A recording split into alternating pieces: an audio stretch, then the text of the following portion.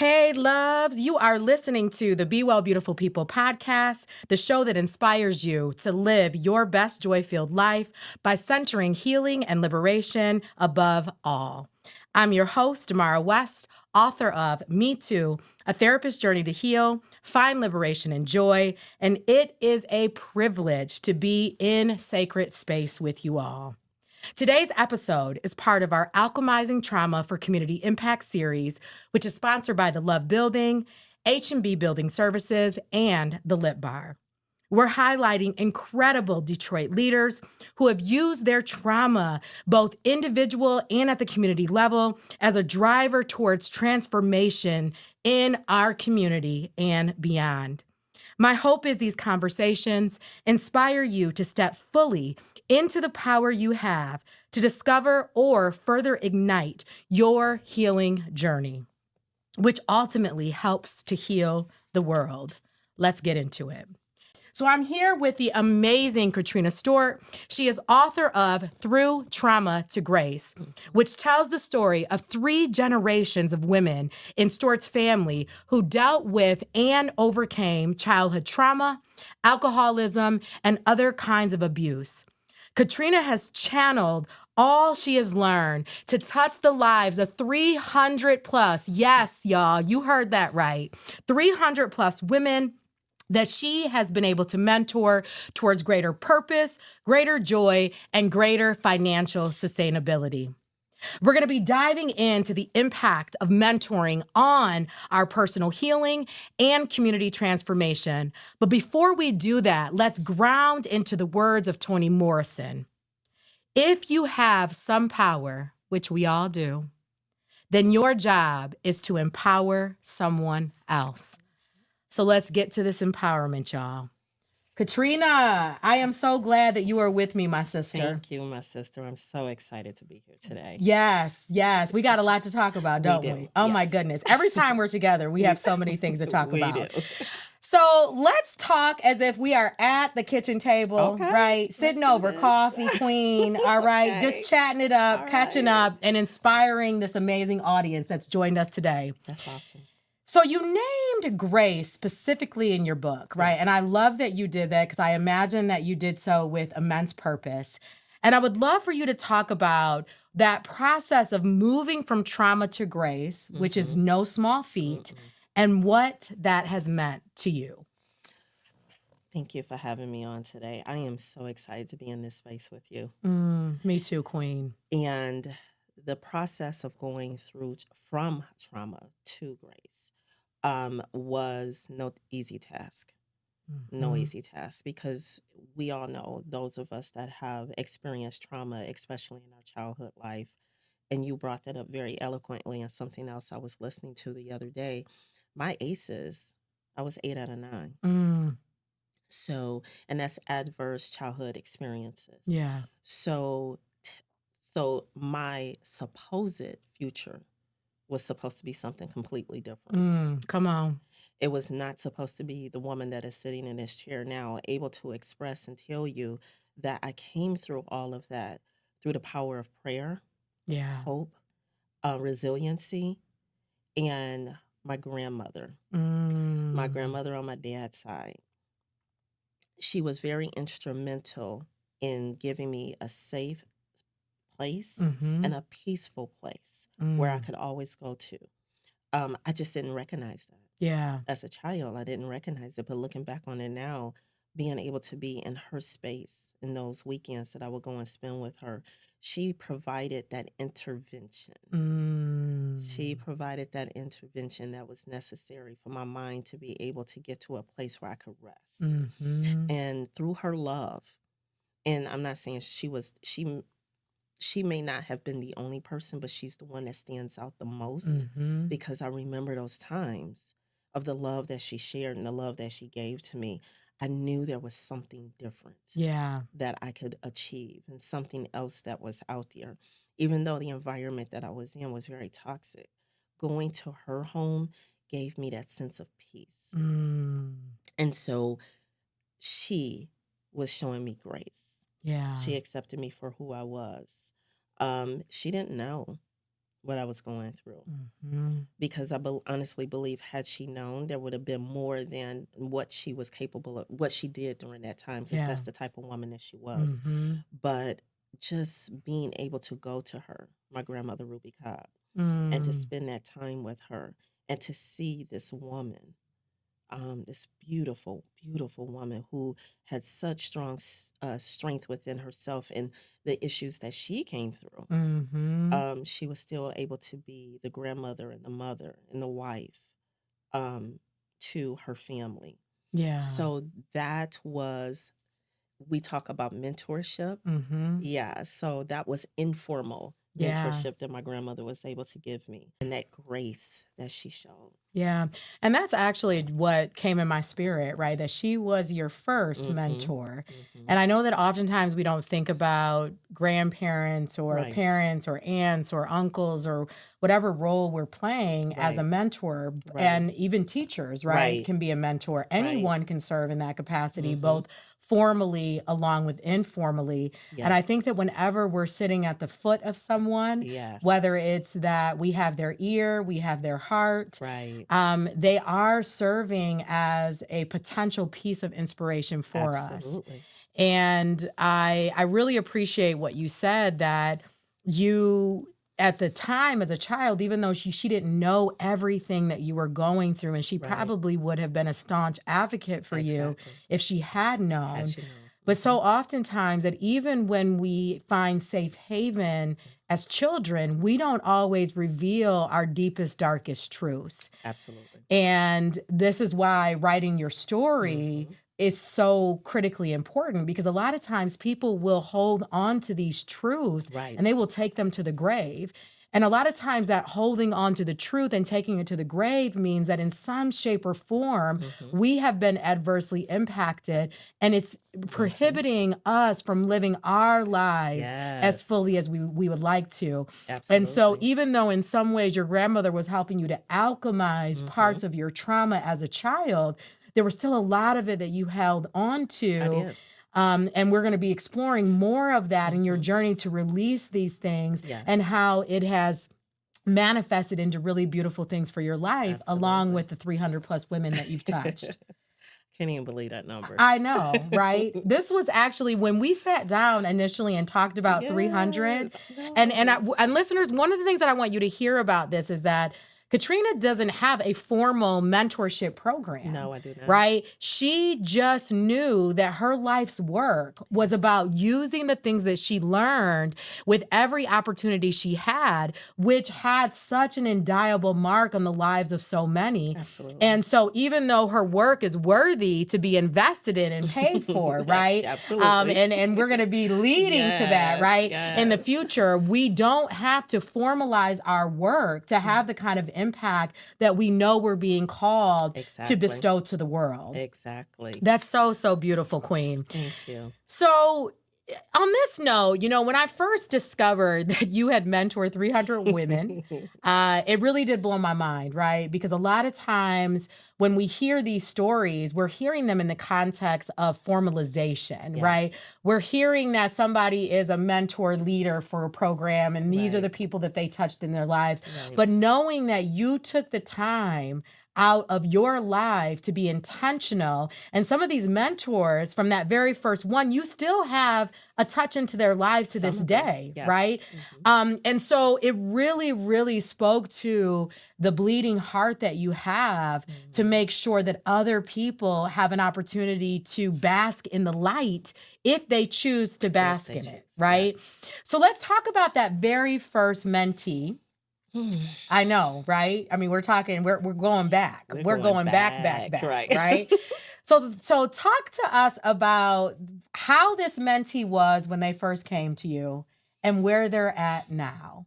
And other kinds of transformations that you've seen, maybe more thematically or anecdotally, that you think are noteworthy. They're all really important, I imagine. Absolutely. But I also imagine that you've derived some themes over the year when you're talking about touching the lives of more than 300 people. Yes.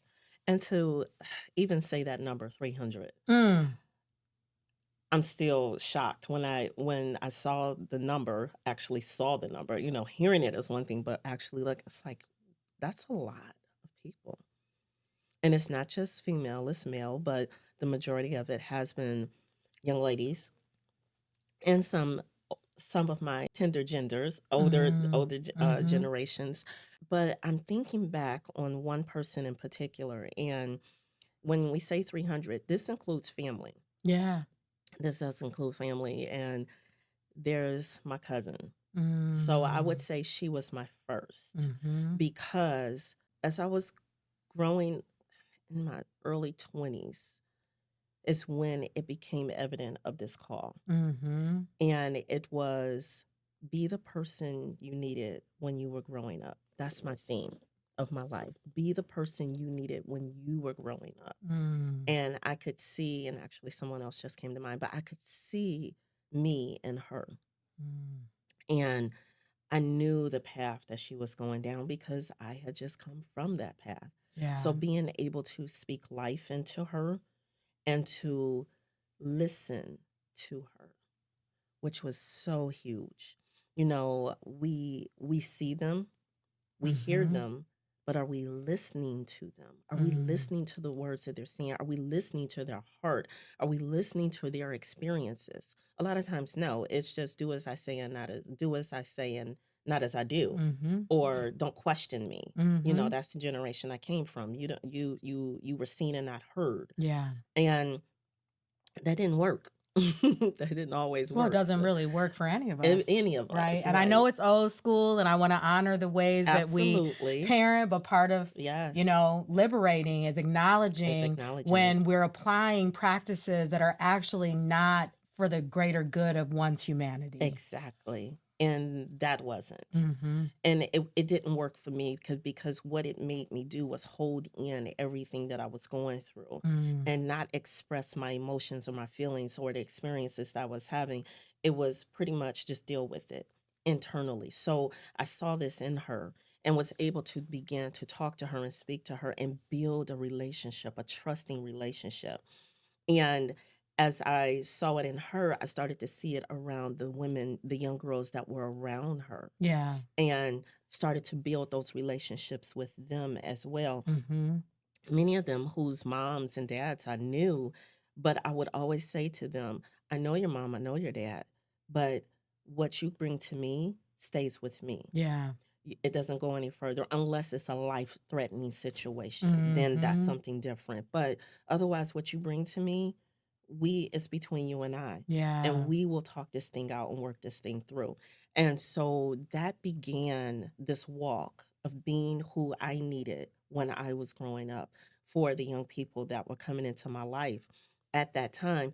Now, mind you, while I was doing this with them, still dealing with a lot myself. Which is the case for so many of us, right? Exactly. And particularly when we're talking about having 8 out of 10 ASAs, as Yeah. you talked about. And that was one of the ways that you and I felt a deep connection to you because that's in part my story, Yes. right? And having 13 out of 15 of the expanded version, and yet feeling very drawn to help others while I'm Yes. still on my journey to heal, Mhm. and knowing that healing is not something we arrive at, we keep peeling back and we keep It's an peeling onion. back across our Yes, lifespan. it's an onion. But we should not wait until we No. heal because there is no real arrival. And I Yeah. think that as we become enlightened, Right. our light work is about helping others to become enlightened Exactly. if they choose to do so. There it is. And one thing that I want to hit on that you touched on that I think is so important is about psychological safety. Mhm. And, healing ultimately begins when people feel like they are fully seen and accepted in our presence. I need us to Exactly. hear this. Yes. And when we are raising young people with a sense that their words are not valuable, Right. their presence isn't valuable, Right. and then we wonder why adults are holding on so tenaciously to pain, Yes. not doing the work, Yes. not asking for what they need, Absolutely. having blow ups, right? Because when we are not able to have something put out there, whatever we feel, it's got to go somewhere. It's got to go So somewhere. it's either Yes. going to it's going to be an attack on self Mm-hmm. or it's going to be an attack on the world, but oftentimes it's a combination of both of those Yes, it things. is. And so I love that you talked about your family as being some of the people that you mentored, because those are the individuals that you have the most immediate reach into. Absolutely. Right.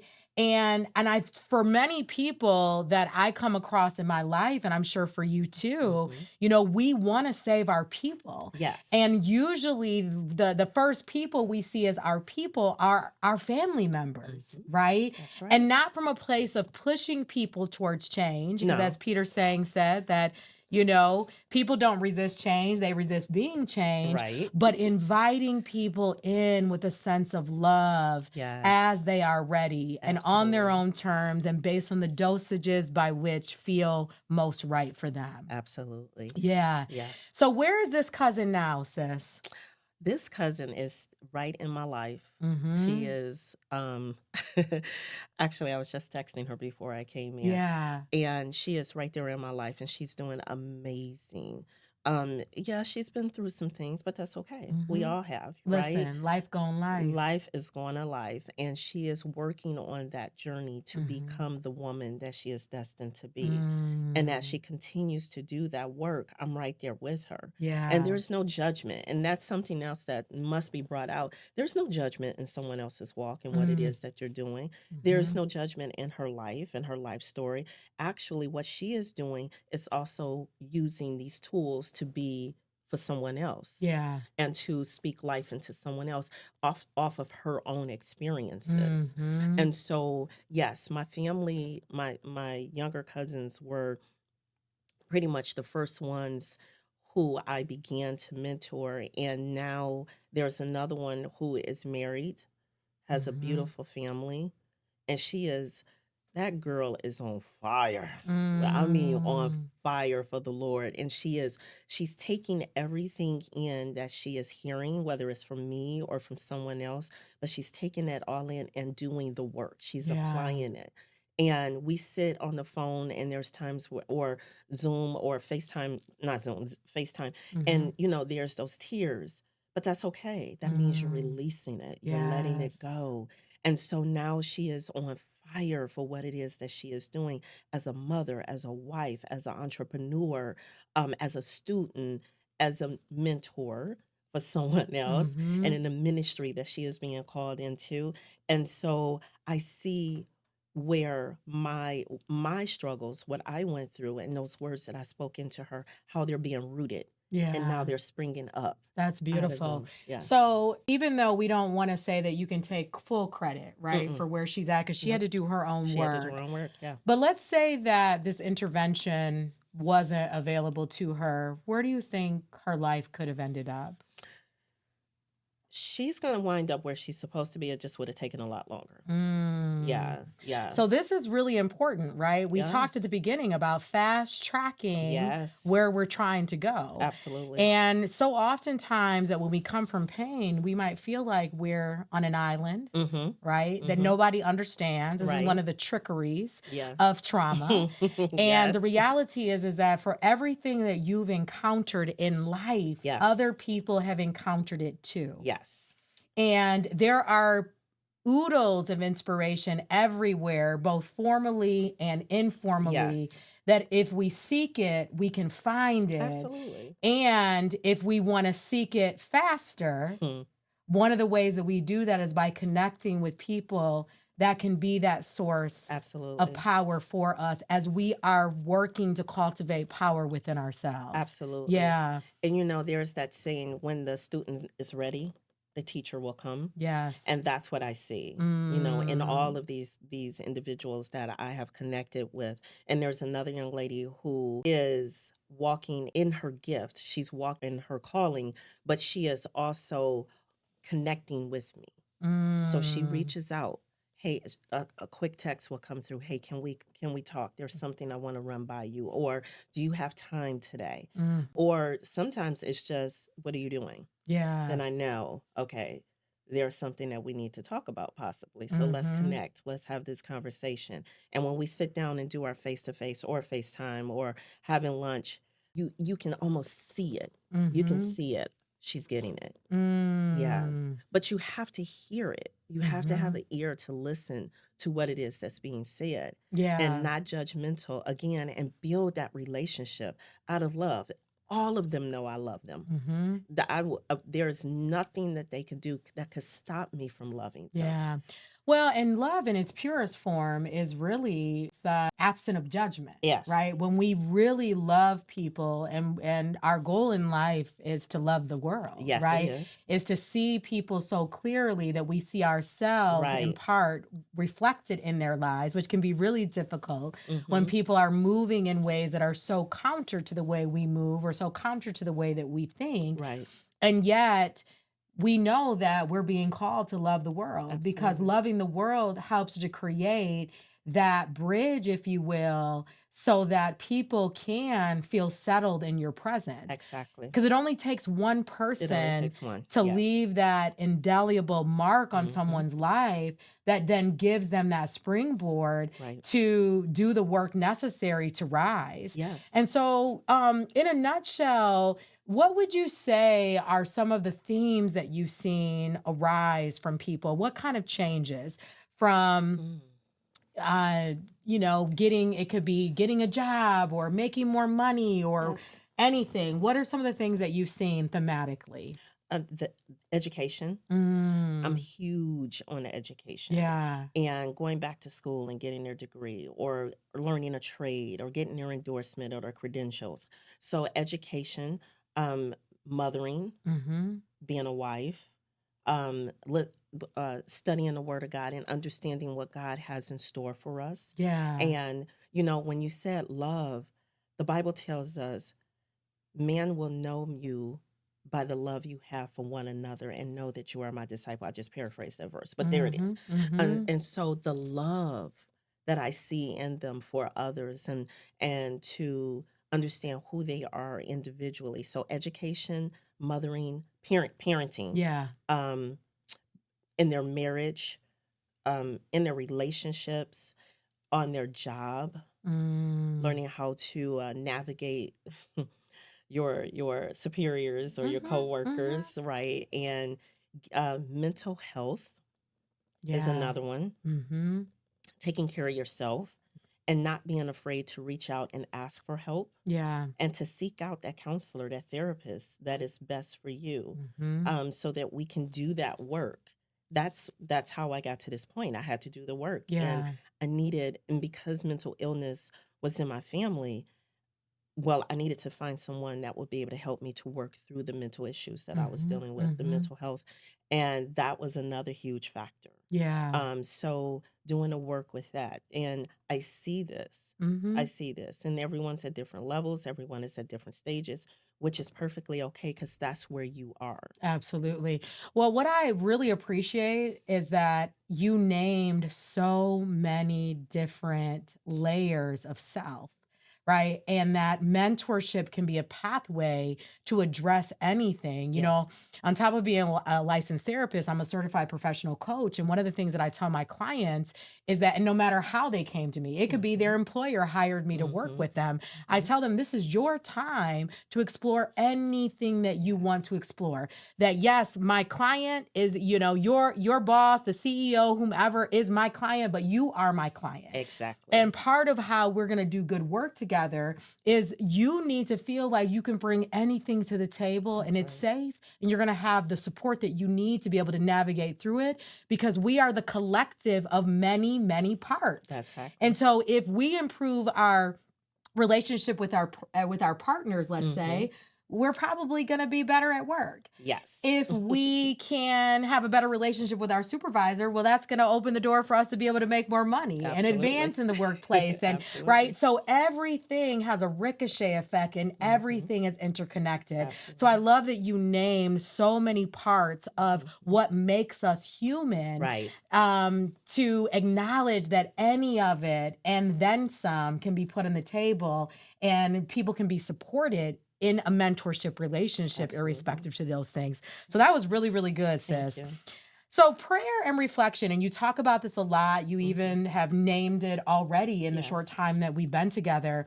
they have really been the reservoir for you to springboard your own healing. Yes. And I'm curious about what practices, in addition to prayer and meditation, do you share with your mentees that you know for certain are going to be powerful for their own healing and liberation? Well, journaling. Mm-hmm. Yes, journaling was huge. I've been journaling all of my life. Yeah. Even when I was a little girl, I Mm-hmm. journaled. So journaling is huge, getting it out, putting it Yes. on paper. So you're bringing it out of your body and putting it on the outside, and you're not still holding it in. And I will Mm-hmm. often tell them that, and you will have more than one journal. Yes. You're not gonna you're gonna find yourself having a journal that may have this topic and another journal for this topic, Mm-hmm. but getting it out is essential. Also, and I already stated this, is finding someone to talk to. Mm-hmm. Mental health, a counselor, a therapist is it was along with prayer and along with reflection. Getting a counselor, a therapist was there so important to me Yeah. because then I could understand the why behind everything. There's Mm-hmm. science behind this, right? I don't know what my brain is doing. I don't know the emotions, how the brain is connected to the emotions and how this all work out. Yet when I started to start to speak to a therapist, they were able to help me make those connections. Yeah. And then to understand why I was feeling the way I was feeling Mm. or doing the things that I was doing. Also changing your diet and focusing on eating as I try. Well, listen, right? I try. Everything's a practice. It's a practice. And none of us have like mastered all of it, right? Because if we mastered all of it, then like life as we know it is probably over. That's true. None of That's us, true. the master isn't even the master when it comes to everything, Right. right? So we've got to give ourselves permission to just be good where we're Exactly. at, to try again, to try on a new practice. Yes. And if there's an area of our lives that we want to address, we can change it. We always have the power to Yes. change it. I love And that. we know that knowledge is not the only thing that Right. gets us there. We can Right. know a lot. In fact, I'm going to be blogging about this. So Okay. the difference between knowing and doing, right? And there's a lot Yes. of us that know, but we don't always do. That's true. Right? But the beautiful thing is that the knowledge is the jump off point. Yes. We've got to know first in order to be able to activate yes. something, right? So listen, honey, we having great. What's the name of the title of your book? Through Trauma to Grace. Come on now. So whatever we trying to work out, we gonna have some grace We're for gonna it today. have some grace for it. And you're so right. You're so right. So, and in doing that, helping them to understand changing their diet and exercise is important as well. And reading your word, reading your word and getting that word into you and believing it for yourself. It's one thing for me to tell you how great you are, but it's another thing when you read it and then you embody it. Yeah. So now you understand who you are and how you're supposed to walk this life out. And now you can do it knowing that you have this power within you and a power that is working with you to get it done. Yeah. And so all of these different factors have really contributed so much to my life. And I just tell them my testimony. I tell them what's working for me. I just recently cut sugar out. Completely cut sugar out and started and Doritos, Pepsi, anything that had chocolate or salt or sugar was my best friend. I had to cut it out because it was first of all the inflammation in my body, and then that inflammation was also affecting the way that I think and in my brain and clogging up my thought process. Once I cut that out, it was like a brand new world to me. So there's so much that I want to reflect back about what you shared, right? I mean, you're really talking about channeling the body as the vessel that it is. And we are what we consume. Yes, we are. And so one of the things that I tell people often that want to create change in their lives is take an assessment of what you are consuming. Absolutely. Right?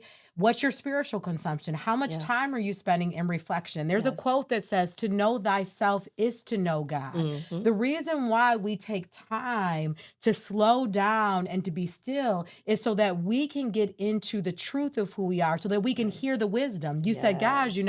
I realize I got to cut this stuff out because it's causing harm to Yes. my body, Yes. right? And research is starting to show that the brain and the gut are essentially connected. They're connected. That if we are consuming processed foods, if we're consuming Yes. not enough water, not Yes. enough fruits and vegetables, Yes. our emotional state more than likely is going to be affected adversely. Then Absolutely. when you stack that upon childhood trauma that we're holding on to, Come which is on why now. that movement that you talked about is so critically important. Yes. We're not moving for vanity's sake, although there's nothing wrong with being in the gym and getting fit because you That's want to right. look good. Let me That's be right. very clear. That's right. But when we're talking about alchemizing trauma, everything is energy. Every emotion we have is energy. Every thought we have is energy. Every time we pick up a chip and put it into our body, it's energy. Every time I decide what I'm going to consume, the beverage I'm going to consume, that's energy, Yes. right? This right here that we're doing is an energetic Yes, it is. exchange. Yes, it is. So one of the ways that we begin on this journey, and not just begin, but we continue to come to this place, Right. is asking ourselves over and over and over again, what is our consumption? Exactly. Right? And knowing that the consumption for one season isn't going to look like the consumption for the last season. That's right. And that every day might look different in Right. terms of what you do. But the bottom line is that every day we should be analyzing where is there room to do more so that we can honor thyself. Yes. Honoring thyself in this temple Right. is helping us to be connected to the spiritual world, That's right? God, universe, source, creator, whatever it is that we decide that we're going to call it. And I know Right. that for you, it's God, It's and I God. want to honor that Yes. completely, Thank you. right? And so I just think it's critically important that you're talking about the consumption and getting it out, Yes. right? And so this is why even when and it's so important that we're normalizing trauma in people's experiences. Because Yes. oftentimes we are walking around with deep wounds, and we don't even know it. We have no Yes. idea the ways in which that we're being triggered everywhere, the ways in which we are living Absolutely. at a much lower state. I was just talking to somebody recently, sis, who did a considerable amount of time in prison. They've been out for a while. And I simply asked them, how you doing? How you feeling? Yeah. And just that question sent them into a tizzy. And they had to get off the phone with me. They were in such an Yes. uproar about this simple question Yes. around how are you feeling? Yes. Now, mind you, I have no ill intent. Right. Right. I care about the well-being of this person, Absolutely. but they hadn't healed enough on their journey to even be able to recognize the love in that question. Yes. What that question did was take them right back It to did. the days that they were asked in prison, how are you Right. feeling? Right. And they felt like they could not express what they really felt. Wow. And so I'm telling us this because it's an invitation for us to examine our own triggers, That's because right. that's where the work lies where it for lies. us.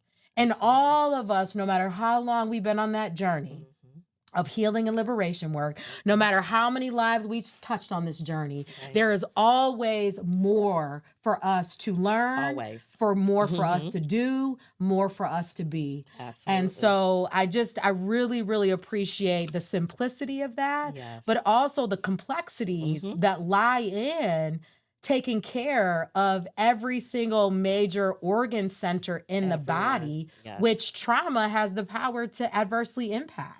Because it's in our body.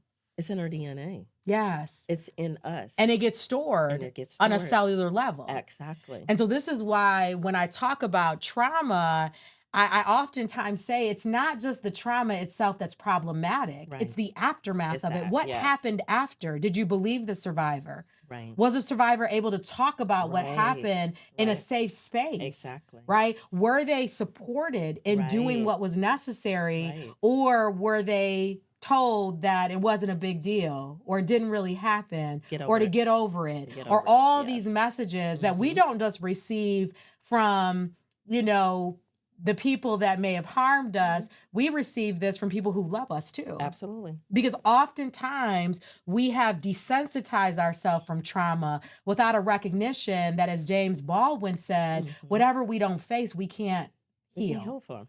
Yes. We have to face it. We have to be face it. okay with saying, this is where I came from, and this is what I want to do about it. Absolutely. Right? And not Absolutely. feeling bad about it, not feeling like that other people have it worse than we have it. Exactly.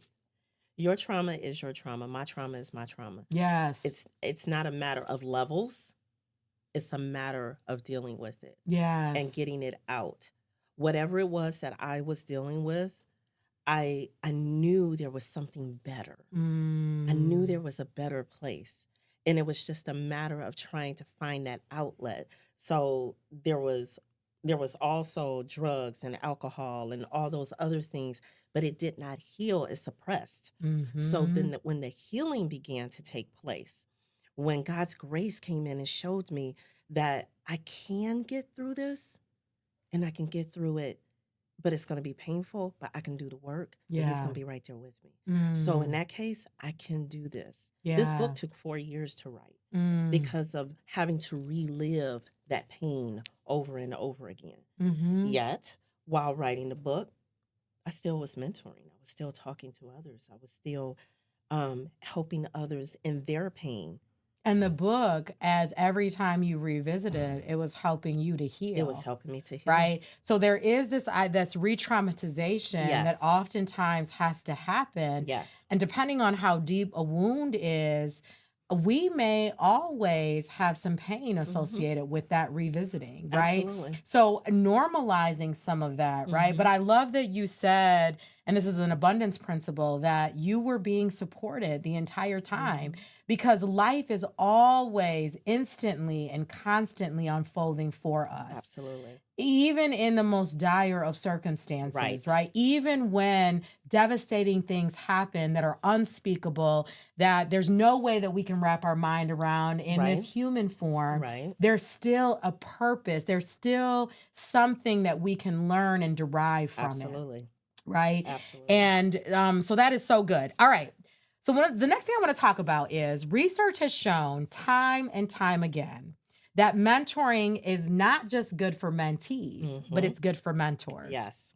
So it can even support the reversal damages that occur as a result of trauma, which is amazing. People don't usually think about mentorship and trauma, but yes, it can be used for trauma recovery. So talk to us about what mentoring has done for you. Ooh, so mentoring for me, it has helped me understand who I am and helped me to release a lot of the things that I was feeling inside. It helped me to see my growth in the woman that I am, whether it was being a coach or being someone's supervisor or coming alongside someone in their journey of their trauma or whatever it was. I saw growth within myself. And then they would tell me how much it helped them. So what I went through was helping someone else. Okay, so it wasn't in vain. It was actually a reason behind that because now this person is benefiting from what I went through. So the mentoring has helped me to focus on me as an individual, as a woman, as an educator, as a coach, as just life.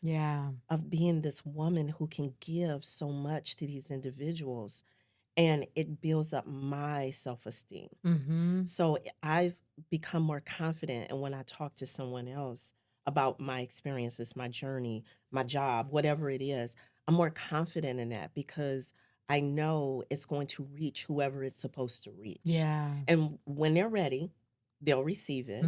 It may not happen right then, but they will receive it. But what it's doing for me is showing me my growth in me and that I am capable of being the change, being the light, being there for someone else. Even though I did not find that early in my life, I did find that later in my life too, that I was able to share my experiences knowing that it can't hurt anymore. It can't hurt me anymore. And this goes to show you, Katrina, that it doesn't matter where we start in life. The only thing that ultimately matters is how we choose to finish. That's all that matters.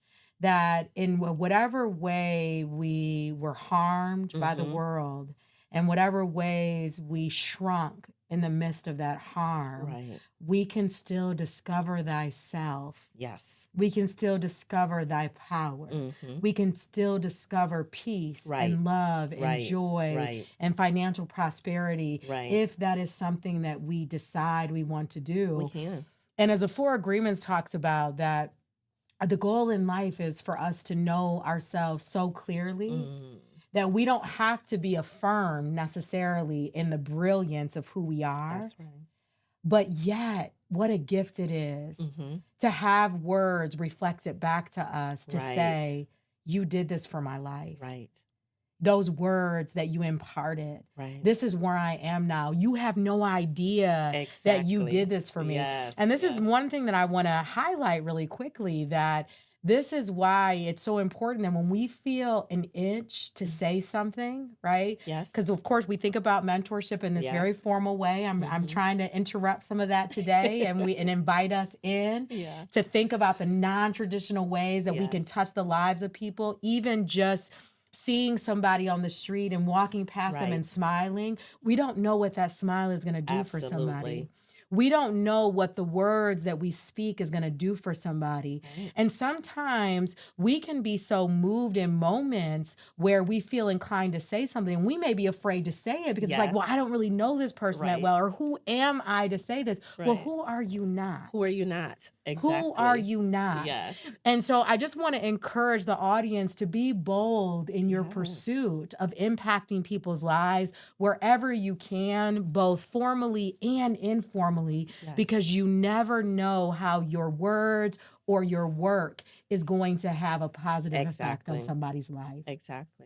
And just your mere presence. Sometimes Mm. you walking in a room, someone's sitting by themselves, all by themselves, over in a corner. And, you may think, okay, this person may just need a little space to themselves. Yeah. But then again, if you're led to just sit close to them and maybe even make eye contact, say hello, smile, you may see that this person needs someone to talk to. That happened to me several times. Just walking in and seeing someone sitting by themselves. Or I even walked up to this one young lady and asked her, I said, I'm sorry, but do you mind if I sit with you? She was by herself. It was, Yeah. not enough. I could have sat somewhere else. I could have, but I was drawn to her. And I didn't want to talk. I said, I just need a place to sit. And as we're sitting there in this same space, I could see her demeanor starting to soften. Yeah. Well, and what's really key about this, I love that you're sharing this story, is that it takes intuition Yeah, and it takes courage exactly. over and over and over again. And so our work, when we're sitting with self, when we're sitting in practice, when we're praying, when we're journaling, when we're being Yes, in yes, nature, yes. these things are about raising our vibration point. When we raise our vibration Wow. point, then we're able to know. The knowing is the intuition. Yes. And then we have the courage to say, I'm going to do this, right? Yes. And I feel so drawn to this person. And because I love the world, I love this person, and I'm going to show up, ego aside. Right. And hopefully this is going to land with them, right? Exactly. But there's a real risk in that. And if nothing else happens, I don't know what my presence brought to this person. Absolutely. And we didn't talk. The whole time we sat there, but I can see her demeanor just soften. Yep. Your energy helped provide some dominion in that space. Exactly. And so I love that you're talking about not just the exchanges that we have from words, because our words do have the power They to have be power. white magic, right? Let's use our words as white magic to do good in the Our world and words not to have harm power. folks, y'all. Yes. But that also our mere existence, our mere existence has the power to shift things. Exactly. Yeah. Oh, I love that. All right. So as we get ready to wrap up, I would love for you to share a final piece of advice that you would like to offer to individuals looking to channel their trauma into a force for positive change within themselves and within their communities. Well, I am a believer of the Word of God, and I know that the Word of God is true, and I know that it can change the lives of anyone that is willing to receive his word and to walk in this glory that he has given us, in this light that he's given us to be in this world. So I would say, if someone is looking to start the process of working on themselves through the trauma that they have experienced, be prayerful on who you connect with. Be prayerful on the places that you go. Be prayerful on who you allow into your space. Because, as you said, you can be triggered by just a simple conversation. So you have to be careful in that and mindful in that. Seek wise counsel. Yes. So seek out a therapist, someone that specializes in this area to help you walk through this journey. It's not going to be easy, but oh my God, is it good? Yeah. Because that grace comes in that, where we see what all we went through and what we're holding in our bodies, so we could start to let it go. Yeah. And the journaling would help us to do that and write out every single thought that comes across your mind. I go back in some of my journals, like, what was I thinking when I wrote this? But in that moment, that's where I was at. That's where I was holding. And now I don't even recognize that anymore because I've let it go. Yeah. And then two, once you know what triggers you and you know the trauma that you've been through, don't reintroduce yourself to that stuff again. Have the power to say no. Yeah. Say no. Walk away. And be okay with that. That took a lot. The people pleasing. No more people pleasing. When I say no, I mean no. And if I come back and say yes, it's because I've given it some thought. Maybe this wouldn't be. Okay, let me assess within myself how this will affect me before I take this on. So it's prayer, meditation, journaling, therapy, walks. Get out into nature. Yeah. Breathe in fresh air. Breathe out the negativity. Letting it go. And when you let it go, when you're healed, you are healed. But it's a process in that healing. There's going to always be more. I'm still healing. And we will be. And we will be healing across our whole lifespans. And so I appreciate that you said that, because I do think that we have this fallacy that we're going to arrive somewhere. Right. I'll never forget, I was talking to a friend of mine and she said, when is it going to stop? And I said, when it stops. When it honey. stops, right? But that's how we feel. It's That's like, when I need to know when the end's going to be. I need to know when I'm going to stop crying. I need to know when I'm not going to have this problem anymore. Yeah. It will stop when it stops. When it stops. Everything is in divine timing. Yes, and it what is. we can be rest assured is that when we work, Source, Universe, God, Creator works. That is the process of co-creation. Absolutely. And, I want to key in on something that you said. I heard a pastor say once that whoever has your ear is who has your heart. Yes. And so that selectiveness is very critical, because Yes. sometimes people can appear to want to be in support of us, and actually they are there to do us harm. And so this is why knowing thyself and being guided by our own truths is so critically important. But oftentimes we can't even get to who we are until we peel back a lot of those layers. And even when we peel back those layers, baby, let me tell you, there's more. There is more. There's always more. I am not the person I was 6 months ago. There you go. I won't be the person I am 6 months from now. That's because right. I am in communion with Spirit every single day. There's a growth.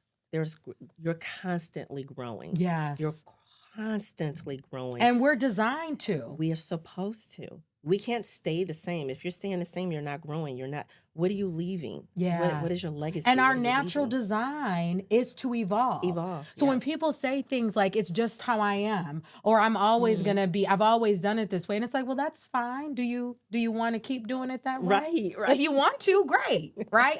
Listen, no judgment in that. But if you want to do it differently. If you want to be different. You can always do it differently. Absolutely. And if you want help on your journey, mentor mentorship Yes, is yes. available for you to Yes, it be in is. pursuit of, or for you to provide to other people. And maybe you're Absolutely. listening, you're already doing the thing that we're talking about. Right. So tell us really quickly, what's your pitch, right? Give us a pitch on why you should find a mentor and why you should be a mentor. You should find a mentor because you want to move, you want to elevate, you want to grow. You don't want to remain the same. You want to get whatever it is that God has in store for you. And sometimes that means walking alongside someone else who's gone through this journey, and they can help you because they've already taken the footsteps that you are getting ready to walk through. Yes. You're getting ready to walk into those, they've already been there. So they can help you along the way and give you life lessons. And why should you be a mentor? Because the life that you are given is a gift. And that gift can be shared with others to help them to grow and to elevate and to be the best that they can be. And anyone that is around you that you're drawn to, and they're willing to take those steps and to move in that direction, speak life into them. Yes. Speak life into them. Tell them how great they are and the potential that they have in them, because that's planting a seed in that person to continue to grow and to develop into whoever it is God has purposed in their life to be. Yes. Well, and this is why we've got to start with examining what our words are, right? Exactly. Are we judging ourselves and are we judging the world? That's Because right. if we are, then it's going to prohibit us from doing this light work that you're talking about in the context of mentorship. And what I'll say really quickly before you share with the audience about how they can stay in touch with you, because I know they're going to want to do that. One of the things that I discovered about mentorship, which is going to blow your mind, because it blew mine, at least I think it is that when the individuals that have the greatest wealth in this country, they had on average 8 mentors to get them there. I need y'all to hear Wow. that. The people that have the greatest wealth in this country, they had a cadre or a formal mentors to help to fast track their success. So even though mentorship is not just about that coin, Yes. right? Yes. Okay. Yes. It can be It about can that be, coin, right? right? And It it can can be about reaching heights Yes. that we could only get if we allow other people to exist on that island with us. Absolutely. So with that, Queen, let the folks know how they can stay in touch with you. Thank you for just being here. Thank you for the work that you do. Thank you for all the ways that we're going to continue to be at this work together. Thank you. So I'm on Instagram, Mrs. Trina99, on Facebook, Katrina Stewart, Stewart. And then my website is katrina-stewart.com. And my email is katrina@katrina-stewart.com. Queen. Yes. Thank you. Queen, thank you. Oh my gosh, this has been great. Awesome. I know, right? So we want to share our gratitude tuning in today. I hope the insights we shared have opened up new pathways towards your healing and your liberation. If we can be of service on your journey, please don't hesitate to reach out. And be sure to tune in for the 8 other episodes on the Alchemizing Trauma for Community Impact series and the 100+ additional episodes we have on the Be Well Beautiful People podcast. If you found value in today's show, show us some love by telling your people about it. And rate our YouTube channel on whatever podcast platform you're listening on. You're also welcome to share your feedback with us directly at info@bewellbeautifulpeople.org. And if you haven't picked up my memoir, Me Too, A Therapist's Journey to Heal, Find Liberation and Joy, I invite you to do so. You can get your copy at demarrawest.com. And if you use code ALCHEMIZING, you can get a whopping 25% off. The Be Well Beautiful People podcast is sponsored by The Love Building, a subsidiary of Allied Media Project and home for the social justice and creative community right here in Detroit. We're also supported by H&B Building Services, providing top-notch, reliable building services for all your personal and professional needs. In addition to that, the Lit Bar, which is for creating the beauty that already exists in you. We'll leave you with the words of Audre Lorde. When I dare to be powerful, to use my strength in the service of my vision, then it becomes less and less important whether I am afraid. Until next time, beautiful people, Ashe.